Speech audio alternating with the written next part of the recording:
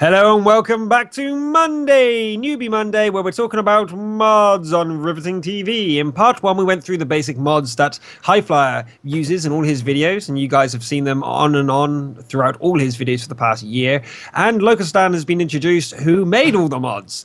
Now we're going to be talking about how to install these mods, how to uninstall them, maybe if you need help with that, and what to do between patches. We're also going to cover the XVM mod because that one's a little bit special. And what else? Yeah, in part 3, we'll be covering a few different things, like why we code and how you go about it if you want to get into it. Maybe. We'll see what happens. Anyway, Highfly, are you there? Yes, I'm here, and I am ready in the folder.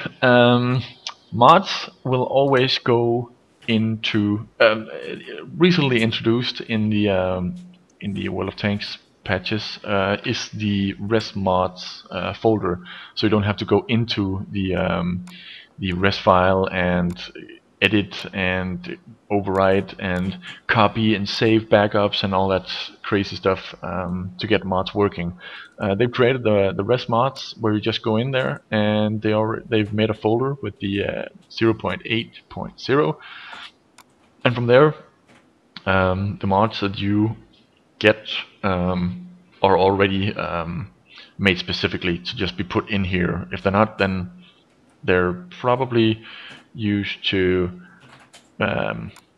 together with the mod enabler, which we'll also be talking about in a second. But first up, when you download the mod pack from any of the descriptions in my videos, you will see this, and some people think that you just have to take these and put them and drag them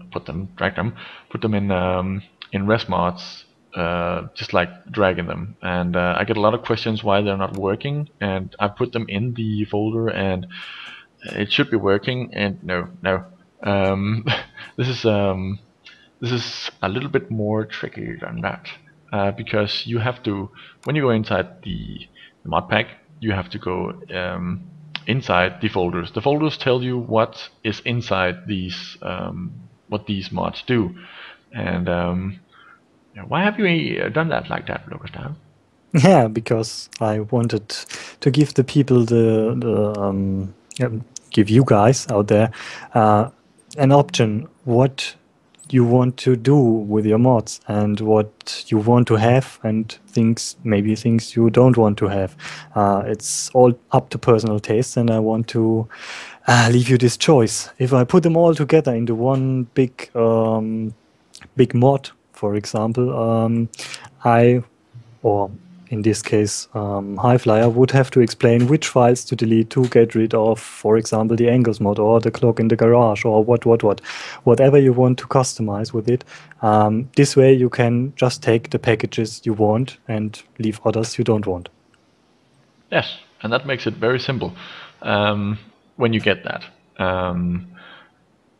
And I've explained that in my mod videos, but somehow it didn't really translate completely. But now it's explained once again, and it should be very easy to understand because it's just straight out of the highway. Very easy to understand. Open the mod that you want. Oh, I want the max zoom. I'm going to click it, and there's the folder. But if you download the mod installer, which will be put in all future descriptions because I'm talking about it now instead of making a separate video for that, since we are talking about mods. I'm gonna go over it now, and it's a program, an app that makes it a lot easier to keep track of the mods. But if you don't want to install anything, then just using the usual mod pack is just as easy, actually. It's just much easier to remove the mods when you have the mod enabler. We'll just okay. I'm gonna question. No, wait. We're gonna cover this the mod enabler.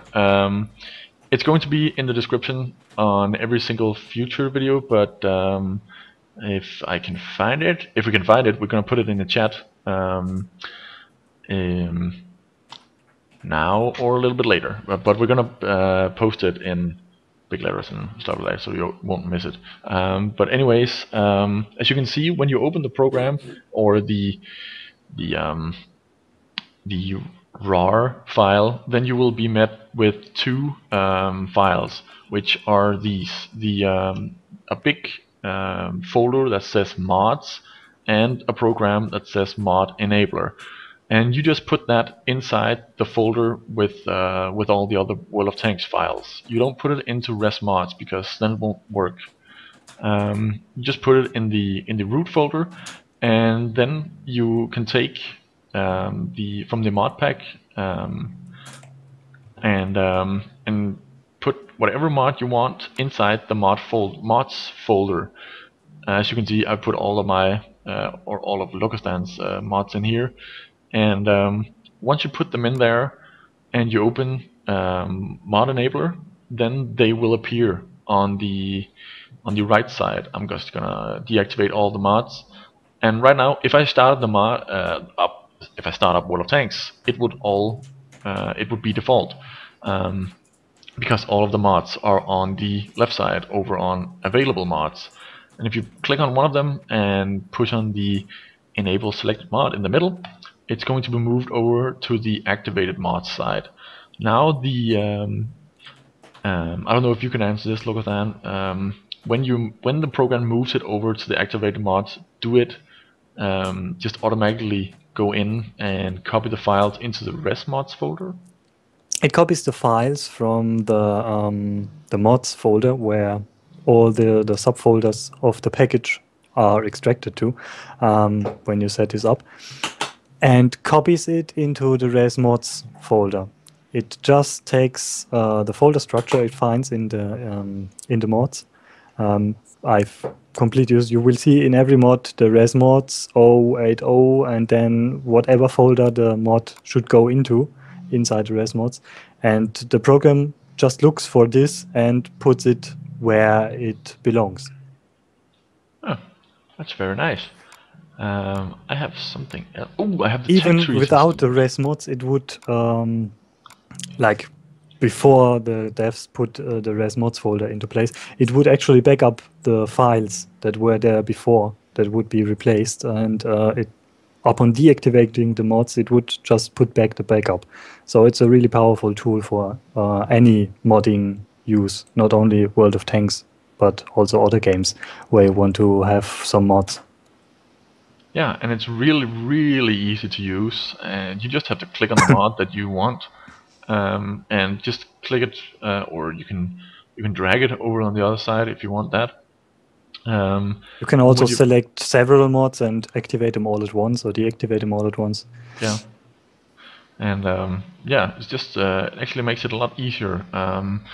But I haven't posted it because of, I don't know, I just haven't found the time to just quickly make a video about it because we've been so busy lately. But this is a much easier way to not get confused about anything, because if it says available mods, then the mod is available, and if you transfer it, then it will be activated. The program has to recognize the does it have to recognize the folders, or will any kind of folder appear on the available mods? It will recognize the folders that you put into the mods. You see in your World of Tanks installation, you put a folder named mods, and there you put all your mod folders in there, separated, and it will recognize any new folder you put in there, or even a folder you remove. Okay, fair enough. Yeah, I guess that covers the mod enabler. I don't think there's yeah, there's XVM. I have no idea how to install. I've read your message quickly, so I think that's your part to cover. Okay, I will talk about it though, because I don't want to show how to Okay. as You such, need it's a to bit too talk. complicated. But yeah, I'll talk about the XVM. Now, the XVM, guys, is one of these things that's a bit touchy for many, many people. Now, the XVM is a tool you can use to help you judge your situation you're in, for better or for worse. If you go against a pure red team, which is considered anyone on the enemy team is between 500 and 700 efficiency, you will get complacent. Now, I'll explain what XVM does for anyone who doesn't or never heard of it. It displays at the start of the battle the efficiency of all the players, the win ratio of all the players, and the percentage chance the mod gives you for winning. Now, if you see your guys with a 99% chance to win, you can maybe think to yourself, hey, I don't have to try so hard, I'll just drive forward and win, right?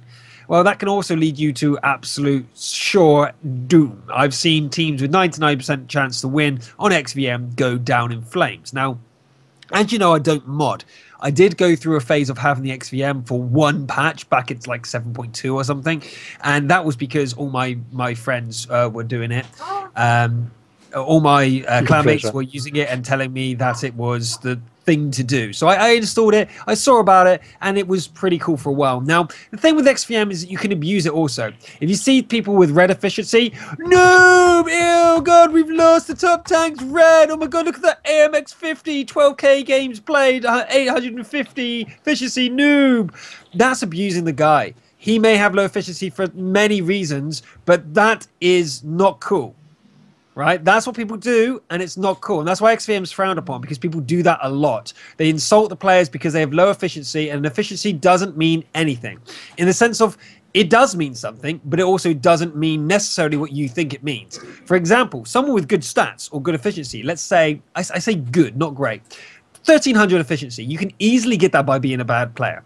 If you, let's say, camp your own cap circle for the entire game and then do a last stand against the last enemy 5 tanks who've all been crippled by your teammates. Now, you end up dying, the enemy win, but you were like, oh, I killed 3 of them in the end, solo, 1 versus 5. Now, that sounds great. It looks good in the stats. But guess what? If you were at the front line when your team almost won it for you without you, you could have won it for your team.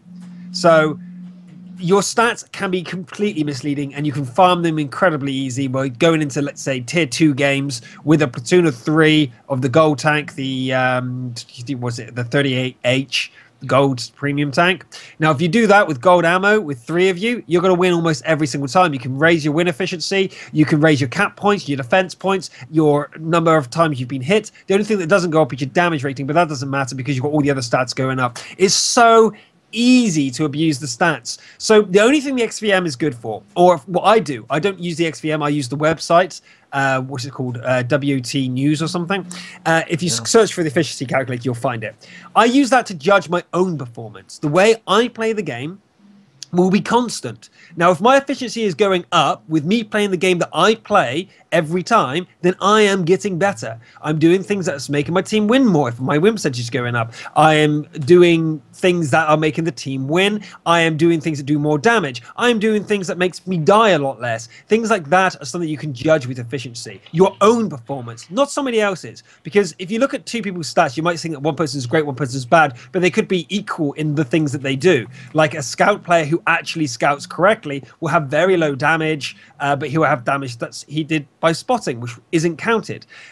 So his efficiency might seem low, but his win percentage high. So you can go, oh my God, red noob, but he's got a 70% win ratio. He's not a noob. He's actually very good at helping his team win, but his efficiency isn't particularly high because he doesn't cap, get defense points, and he only spots or something like that. So there's so many different things you guys can do to abuse XVM, and it's why I personally don't use it, but I also respect the fact it can be used correctly without abusing your team to help you judge situation of what you can and cannot do. However, if you do decide to install it and you go forward with, I don't know, let's say a KV-1S versus a KV-1S. I've seen this happen in my own clan company battles.